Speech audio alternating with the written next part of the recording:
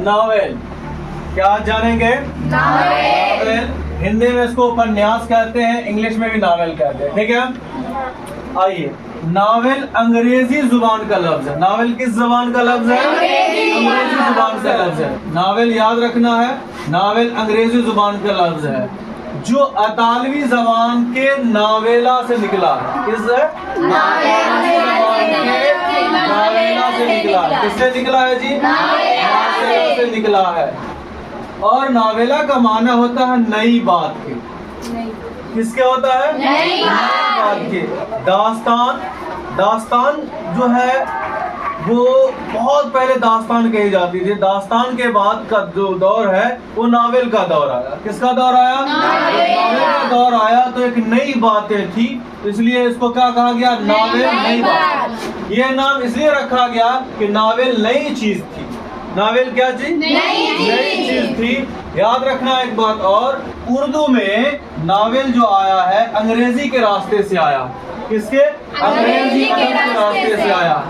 Novel किससे आया है? अंग्रेजी के उर्दू में नावेल किससे आया है? अंग्रेजी के रास्ते से आया है। ध्यान रखना। अब आओ नावेल की तारीफ। नावेल की बहुत सारे अदीब ने बहुत अपने अपनी जबान में बहुत अलग अलग तारीफ की है। हम उसका मजमुआ कलाम आपको पेश कर रहे हैं कि इसकी तारीफ जो है नावेल के बारे में, नावेल की तारीफ बहुत सारे मतलब अदीब हैं, बहुत सारे अपने अपने अंदाज में बताए हैं। अब हम बता रहे हैं आपको, नावेल एक नसरी किस्सा। नावेल क्या है?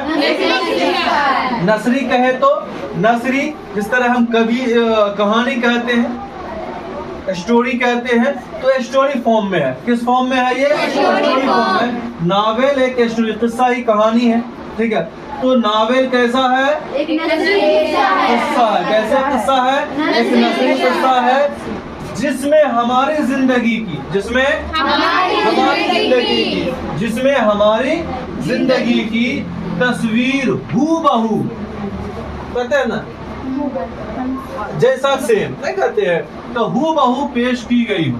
नावेल में यानी जिसमें हमारी जिंदगी की तस्वीर यानी जैसे है हूबहू, एकदम पूरी सच्चाई पर मबनी हो, ठीक है। हूबहू दास्तान कभी सच्चाई पर मबनी नहीं था। उसमें तोते मैने की कहानी, माफूकुल फित्री अनासर, बहुत सी चीजें पाई जाती थी, लेकिन नावल में ये चीजें नहीं है। जिस तरह है हूबहू पेश कर देने का नाम भी नावल।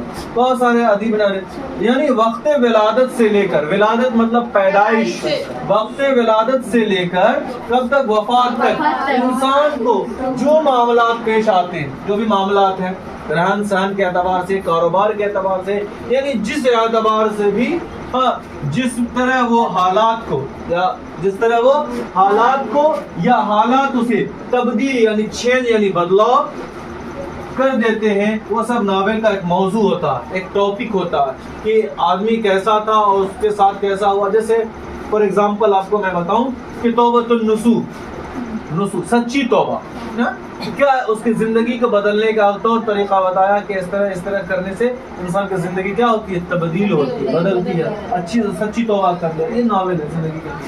अब आइए खुलासा कलाम, सारे मुसन्निफ का खुलासा कलाम क्या है? खुलासा कलाम ये है कि नावेल एक ऐसा आईना खाना है। कैसा है जी?